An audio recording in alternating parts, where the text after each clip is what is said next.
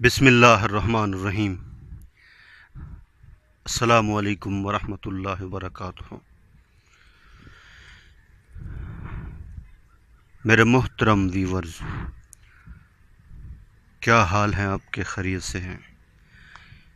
ٹھیک ٹھاک ہیں؟ طبیعت صحت ٹھیک ہے؟ آپ کی مزاج ٹھیک ہے؟ ماشاءاللہ خیر و عافیت سے ہیں؟ میں اللہ سے امید کرتا ہوں کہ آپ خیریت سے ہوں گے۔ آپ ہمیشہ خوش رہیں، ہنستے رہیں، مسکراتے رہیں۔ اللہ تعالیٰ آپ کو ہمیشہ خوش رکھے، اللہ تعالیٰ آپ سے راضی ہو، اور اللہ تعالیٰ ہم سب سے راضی ہو جائیں، اور اللہ تعالیٰ ہم سب سے راضی ہو کر ہمیں دنیا اور آخرت میں کامیاب کر دیں۔ اللہ تعالیٰ ہم سب کی حفاظت فرمائیں، ہمارے ملک پاکستان کی حفاظت فرمائیں، پوری دنیا میں جتنے مسلمان ہیں اللہ تعالیٰ سب کی حفاظت فرمائیں، اللہ تعالیٰ ہمارے ایمان کی حفاظت فرمائیں، اللہ تعالیٰ ہماری آگے سے، پیچھے سے، اوپر سے، نیچے سے، دائیں سے، بائیں سے حفاظت فرمائیں، ایمان والی دولت نصیب فرمائیں، خوشیاں نصیب فرمائیں، امن نصیب فرمائیں، سکون نصیب فرمائیں، راحت نصیب فرمائیں، ہماری پریشانیوں کو، تکلیفوں کو، مصیبتوں کو اللہ تعالیٰ اپنے فضل و کرم سے دور فرمائیں، ساری دنیا کے سارے انسانوں کو اللہ تعالیٰ ہدایت نصیب فرمائے، آمین۔ الحمدللہ، اللہ کا بہت بڑا کرم اور احسان ہے کہ رب کریم کی ذات نے صبح کی نماز با جماعت ادا کرنے کی توفیق عطا فرمائی۔ فرمایا جو بندہ گھر سے وضو کر کے مسجد کی طرف جاتا ہے وہ ایسا ہے جیسے وہ احرام باندھ کر خانہ کعبہ کی طرف جا رہا ہو، اور ہر قدم کے اوپر اسے نیکی ملتی ہے، اس کے گناہ معاف ہوتے ہیں اور درجات بلند ہوتے ہیں۔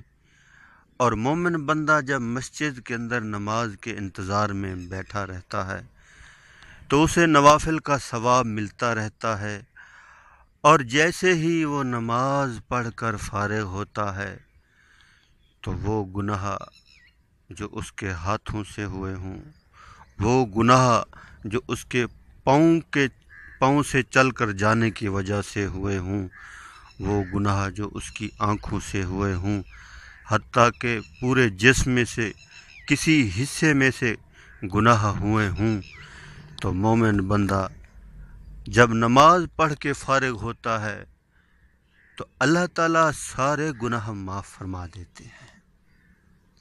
نماز بہت بڑی دولت ہے۔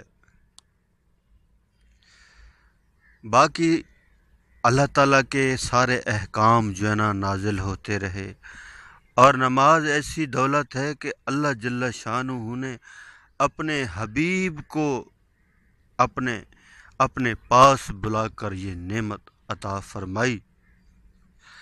اور جب صحابہ نے سنا، نماز کے فائدے سنے، تو وہ خوش ہو گئے کہ اب ہم اپنے رب سے براہ راست مانگیں گے۔ جو بھی ان کا مسئلہ ہوتا تھا 2 رکعت نماز نفل پڑھتے اور اللہ سے مانگتے۔ صحابہ نے ایسا کر کے دکھایا، بنجر زمین تھی، اللہ 2 رکعت نفل ادا کی، دعا مانگی، اللہ نے اس زمین کے اوپر بارش برسا دی۔ نماز کے ذریعے سے اللہ سے اپنے کام کروائیں، جو بھی مسئلہ ہو، جو بھی پریشانی ہو، کسی چیز کی بھی ضرورت ہو، 2 رکعت نماز نفل پڑھیں اور اللہ سے مانگیں۔ ایک صحابی، اس کے گھر میں فاقہ تھا، پریشانی تھی، اپنی گھر والی کو فرمایا کہ نماز پڑھو، میں بھی نماز پڑھتا ہوں اور اللہ سے مانگتا ہوں۔ تو اس کی گھر والی نماز پڑھتی رہیں اور اللہ سے مانگتی رہیں، اور وہ بھی نماز پڑھتا رہا اور اللہ سے مانگتا رہا۔ تھوڑی دیر کے بعد گھر میں آئے اور فرمایا کہ کوئی چیز آئی ہے؟ تو گھر والی نے کہا ابھی تک کوئی چیز نہیں آئی۔ تو کہنے لگے ہماری نماز کے اندر کمی ہے، اللہ کا وعدہ سچا ہے۔ نماز پڑھتے رہے اور اللہ سے مانگتے رہے اور یہ کہتے رہے کہ اللہ کا وعدہ سچا ہے، ہماری نماز میں کمی ہے۔ اللہ کی شان، اللہ کی قدرت۔ گھر میں ایک پرانی چکی تھی۔ اللہ جب فیصلے کرتے ہیں وہاں سے کرتے ہیں جہاں سے امید نہیں ہوتی۔ رب بڑے مہربان ہیں، رب بڑے رحیم ہیں، رب بڑے کریم ہیں۔ وہ ہمیں بھی دیکھ رہے، سب کو دیکھ رہے، اپنی ساری مخلوق کو دیکھ رہے۔ جو مخلوق جو کر رہی وہ سب کو دیکھ رہے ہیں۔ اللہ کی شان۔ جو گھر میں چکی تھی وہ چلنے لگی اور اس میں سے آٹا نکلنے لگا۔ اپنے گھر کے سارے برتن بھر گئے، ہمسایوں کے برتن بھی بھر گئے۔ چکی چل رہی تھی۔ صحابی نے سوچا میں دیکھوں یہ آٹا کہاں سے آ رہا ہے۔ جیسے ہی اس نے چکی کے پوڑ کو اوپر کیا تو دونوں پڑوں کے درمیان میں ایک دانہ رکھا ہوا تھا۔ اللہ کے نبی کی خدمت میں حاضر ہوئے، یا رسول اللہ، میرے گھر میں فاقہ تھا، پریشانی تھی، میں نماز پڑھتا رہا، میری گھر والی نماز پڑھتی رہی اور اللہ تعالیٰ سے مانگتے رہے۔ یا رسول اللہ، ہمارے گھر میں چکی تھی، پرانی چکی تھی، وہ چلنے لگی اور اس میں سے آٹا نکلنے لگا۔ یا رسول اللہ، ہمارے برتن بھی بھر گئے، ہمارے ہمسایوں کے بھی بھر گئے۔ یا رسول اللہ، میں نے کہا میں دیکھو تو صحیح یہ آٹا کہاں سے آ رہا ہے۔ جیسے ہی میں نے چکی کے پڑ کو اوپر کیا تو درمیان میں ایک دانہ رکھا ہوا تھا، اور چکی کا چلنا اسی وقت بند ہو گیا۔ اللہ کے نبی نے فرمایا اے میرے صحابی، اگر تم وہ چکی کا پوڑ نہ اٹھاتے تو یہ قیامت تک یہ چکی چلتی رہتی اور اللہ کے خزانے سے آٹا آتا رہتا۔ ایسے ان لوگوں نے فیصلے کرائے اللہ سے، ان کا یقین تو دیکھیں۔ اور ہماری نمازوں کا کیا حل ہے؟ ہم تو بہت جلدی پڑھتے ہیں نماز، ہمیں اللہ تعالیٰ کا دھیان نصیب ہو جائے، اللہ کا قرب مل جائے۔ مومن بندہ جب نماز کے لیے کھڑا ہوتا ہے تو جنت کے دروازے کھول دیے جاتے ہیں۔ اپنی نمازوں کو بہتر بنانا، نماز کی مشق کرنا۔ اللہ کے حبیب نے فرمایا میری آنکھوں کی ٹھنڈک نماز ہے۔ جس بندے کو نماز پڑھ کر سکون نہ ملے اس کی نماز ہی نہیں۔ جس بندے کا نماز سے کام نہ بنے اس نے کیا نماز پڑھی۔ یقین والی اللہ تعالی ہم سب کو نماز نصیب فرمائے۔ بہت بڑی دولت ہے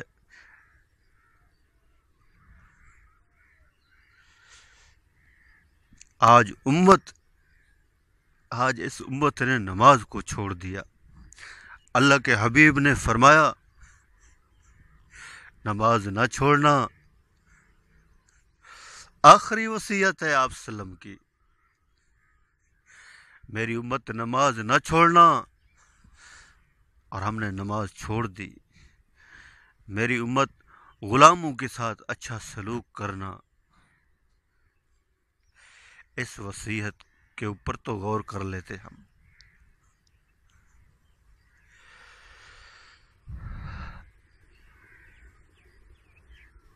اس वसीयत के ऊपर तो गौर कर लेते।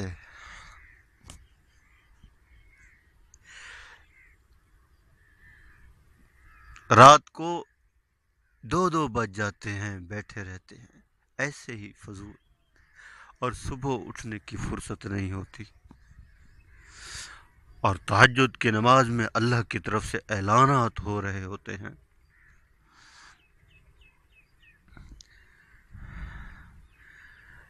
यही चीज़ काम आएगी। इंसान के जिस्म से निकला हुआ अमल काम आएगा।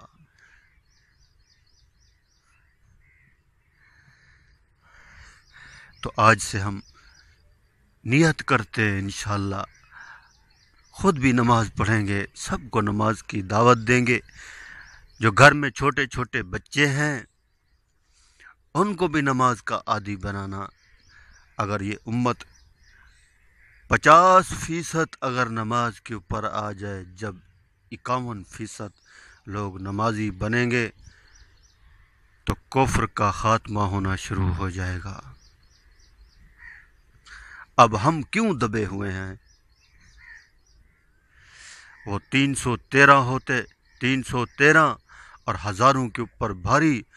हज़रत खालिद बिन वलीद रज़ी अल्लाह ताला अन्हु फरमाने लगे, मैं अकेला इनके लिए काफ़ी हूँ। 60,000 का लश्कर,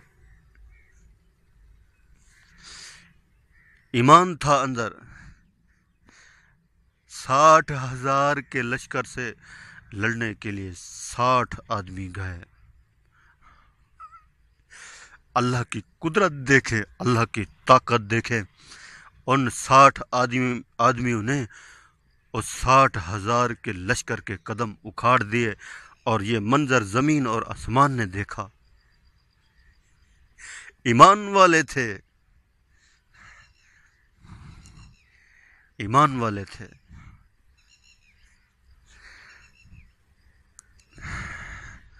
और हमारे वजूद से ईमान निकलता जा रहा है। हम तो अपने ईमान को बनाते हैं, हम तो माल बना रहे हैं।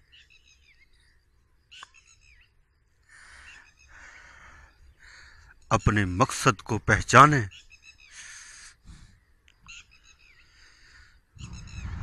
अल्लाह ताला ने हमें इस दुनिया में क्यों भेजा है, हमारा आने का क्या मकसद है। सहाबा वाली ज़िंदगी को अपनाएं और हजूर सल्लल्लाहु अलैहि वसल्लम के मुबारक तरीके अपनी ज़िंदगियों में लाएं। हमारा खाना पीना, उठना बैठना, सोना जागना, कारोबार, शादी ब्याह, हर तौर तरीका सुन्नत के मुताबिक आ जाए। आप सल्लल्लाहु अलैहि वसल्लम ने बैतुल खला से लेकर बैतुल्लाह तक जितनी भी दुआएं हैं आप सल्लम ने बतला दी हैं, और हर दुआ ने कबूलियत की मंजिल देखी हुई है। दुआ के ऊपर यकीन करें। सहाबा का यकीन तो देखें। एक सहाबी को आकर बतलाया गया कि आपका मकान आग से जल रहा है, तो कहने लगे नहीं। फिर दूसरे ने आकर कहा आपका मकान जल रहा है, फरमाया नहीं। तीसरे ने भी आकर बतलाया कि आपका मकान के करीब जैसे ही आग गई पीछे वापस आ गई। उस सहाबी ने बतलाया कि मैंने अल्लाह के नबी की बतलाई हुई दुआ आज मैंने पढ़ी हुई थी, मुझे यकीन था कि मेरा मकान नहीं जल सकता।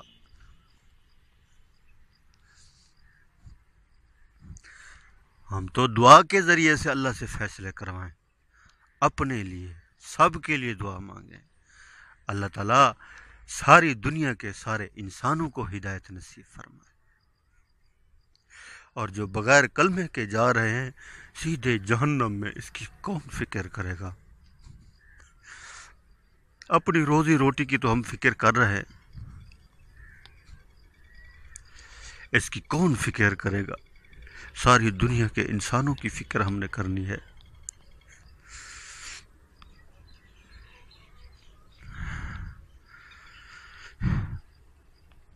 کتنے انسان بغیر کلمے کے جا رہے روزانہ، موت آتے ہی سیدھے جہنم میں،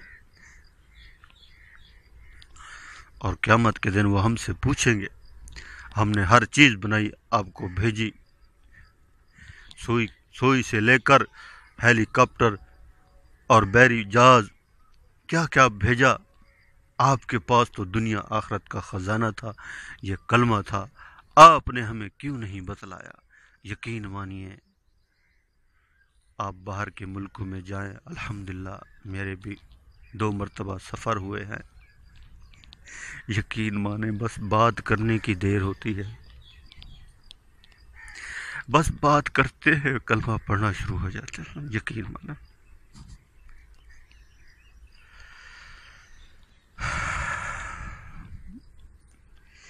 ماشاءاللہ جو ہماری بہنیں اور بھائی باہر کے ملکوں میں رہتے ہیں، تھوڑی سی فکر کر لیں، بس یہ کلمہ پیش کر دیں، اللہ سے مانگیں، رات کو اٹھ کے اللہ سے مانگیں، رات کو اٹھ کے اللہ سے مانگیں اور صبح جا کر اس کو دعوت دیں، انشاءاللہ آپ جتنی فکر سے مانگیں گے نا، انشاءاللہ اللہ تعالیٰ ان کو ضرور ہدایت دیں گے، وہ جہنم کی آگ سے بچ جائے گا۔ تو ہم نے سب کی فکر کرنی ہے، ہم آئے بھی اسی لیے ہیں، ہم تو خوش نصیب ہے کہ ہمیں تو ماں کی گود میں کلمہ مل گیا۔ دنیا کی زندگی کتنی ہے، آخرت کی زندگی کے مقابلے میں صرف 2.5 منٹ یہ زندگی بنتی ہے، اور آخرت کی لمبی زندگی ہے۔